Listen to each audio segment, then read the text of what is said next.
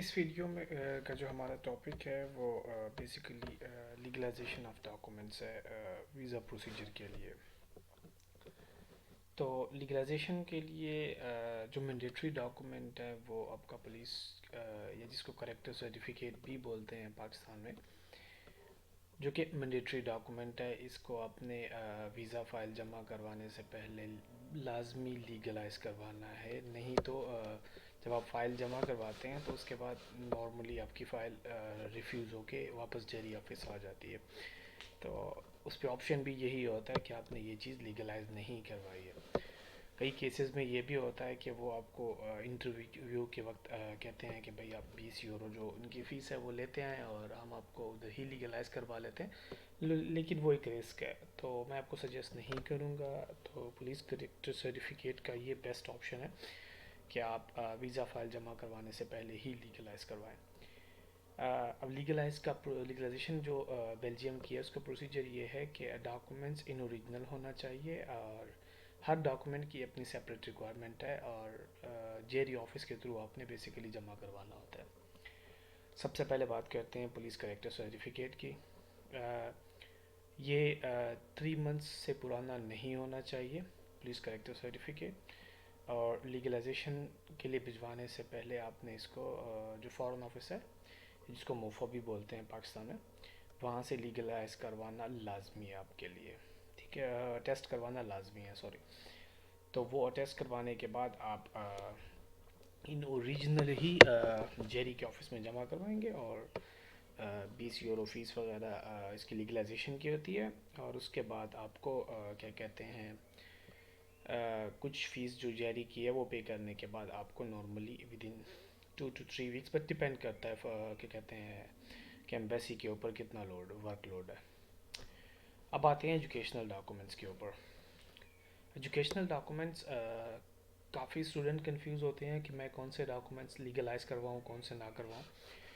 तो इसका जो बेस्ट ऑप्शन ये है कि आप अपनी यूनिवर्सिटी से कंफर्म करवा लें कि आपको लीगलाइजेशन करनी भी है कि नहीं करनी है। जैसे वी यूनिवर्सिटी है, वो आपसे लीगलाइजेशन नहीं मांगती और ना ही आपको करवाने की ज़रूरत है। अगर आपका यहाँ पे परमानेंट रहने का इरादा है तो बेस्ट ऑप्शन ये है कि जो आपकी हाईएस्ट डिग्री है, जैसे आप अगर बैचलर करने आ रहे हो तो आपका जो इंटरमीडिएट है वो आप लीगलाइज करवा लें। अगर आप मास्टर करने आ रहे हो तो अपनी बैचलर को लीगलाइज करवा लें, बाकी किसी भी एजुकेशनल डॉक्यूमेंट को लीगलाइज करवाने की कोई ज़रूरत नहीं है। अब आ जाते हैं इनके प्रोसीजर के ऊपर। जैसे पुलिस सर्टिफिकेट का मैंने आपको बता दिया है कि वो अपने फ़ॉरेन ऑफिस से लाजमी अटेस्ट करवाना है।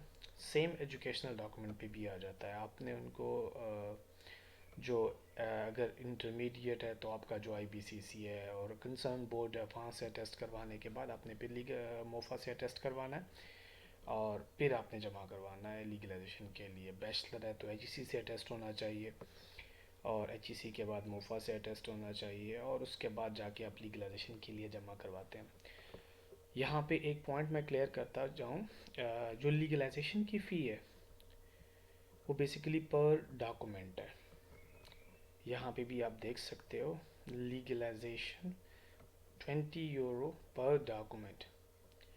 ठीक है, अगर आपका जो क्या कहते हैं डॉक्यूमेंट है वो 3 पेजेस का है, जैसे ट्रांसक्रिप्ट है नॉर्मली ये 2 पेजेस 3 पेजेस की लोगों की होती है, तो ये एक डॉक्यूमेंट कंसिडर किया जाएगा, न कि 3 डॉक्यूमेंट्स। ठीक है, तो आपकी फ़ी एक डॉक्यूमेंट की होगी।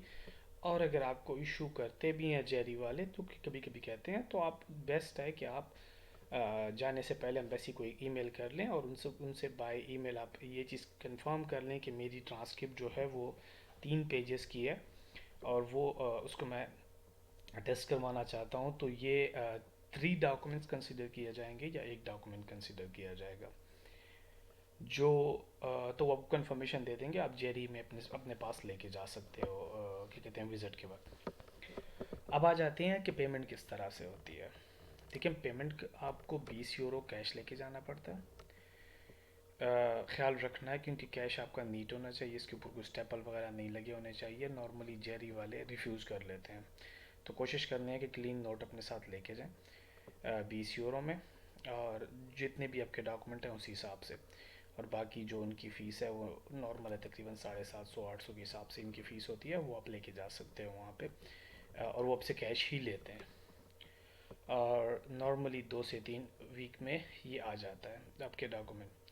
अगर आपकी कोई ट्रांसलेटेड डॉक्यूमेंट है तो वो डच, फ्रेंच और इंग्लिश में लाजमी होनी चाहिए, लेकिन वो ट्रांसलेशन जो है इनके अपने जो कंसर्न ऑफिसेज हैं, एलियस फ्रांसिस, लाहौर, कराची, इस्लामाबाद, वहाँ से होनी चाहिए।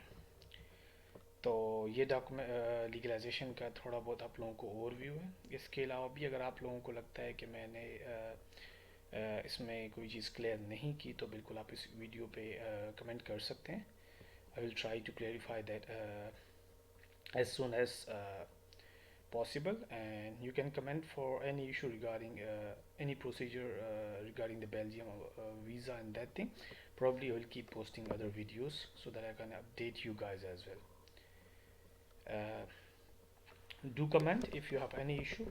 Probably I will try to clarify in my upcoming videos.